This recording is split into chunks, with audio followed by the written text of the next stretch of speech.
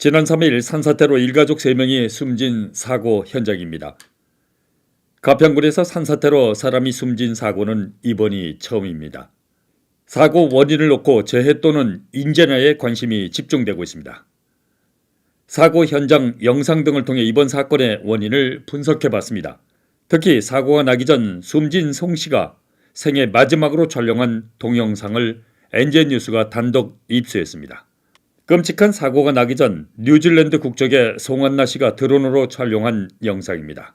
그리고 지금 보고 계신 영상은 지난 3일 사고 직후 NZ뉴스가 사건 현장 정면에서 촬영한 영상입니다. 매몰된 건물이 있던 뒤편에 평평하게 보이는 토지가 보입니다.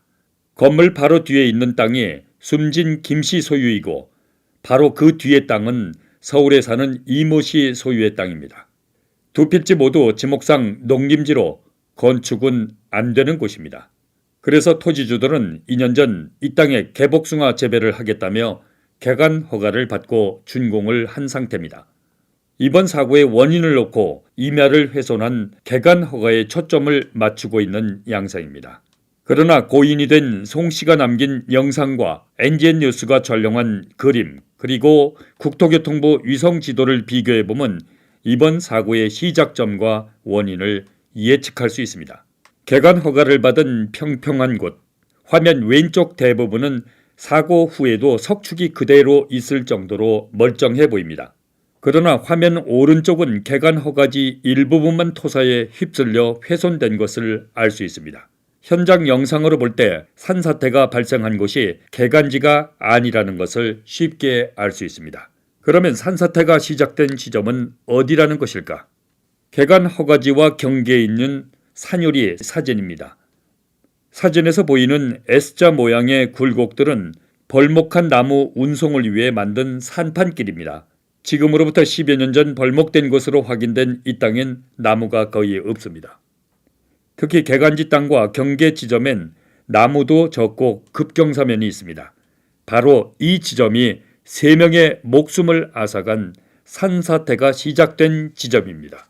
NZ뉴스가 사고 발생 지점을 개간지와 경계에 있는 이곳을 지목하는 이유는 크게 두 가지입니다. 첫째는 화면에서 보이는 것처럼 토사가 밀려난 바로 그 자리엔 L자 모양의 경사면 바위가 선명하게 보입니다. 바위에 얹혀있던 토사가 바위 사이로 빗물이 스며들면서 토압을 견디지 못하고 이른바 파이핑 현상으로 C자 형태로 슬라이딩 되면서 발생한 것으로 추정됩니다.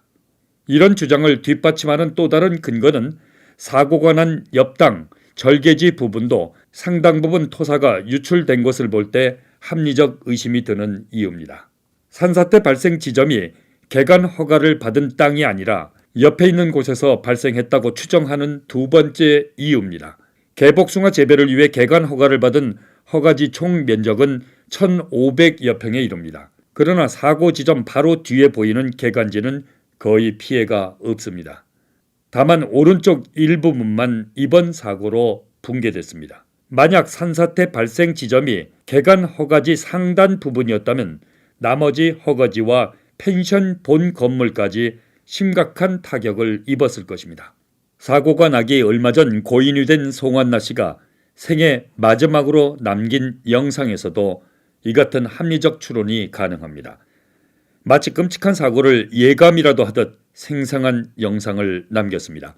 이번 산사태로 흔적도 없이 사라진 건물 뒤편 오른쪽 정면에 보이는 곳이 산사태가 발생한 지점입니다. 이곳에서 시작된 토사가 순식간에 건물을 덮쳤고 뉴질랜드로 돌아갈 예정이었던 엄마이자 딸 그리고 손자까지 유명을 달리했습니다. 유명을 달리한 송한나 씨는 아마도 자신이 생애 마지막으로 찍어 산자에게 남긴 이 영상이 이번 사고의 원인을 밝히는데 종지부를 찍어줄 것을 기대하고 있을지도 모릅니다. 그래서 이번 산사태로 인한 일가족 사망 사건의 원인은 자연재해 쪽에 무게가 실리고 있습니다. 다시 한번 고인이 되신 분들께 삼가 명복을 빌겠습니다. NZ뉴스 정윤수입니다.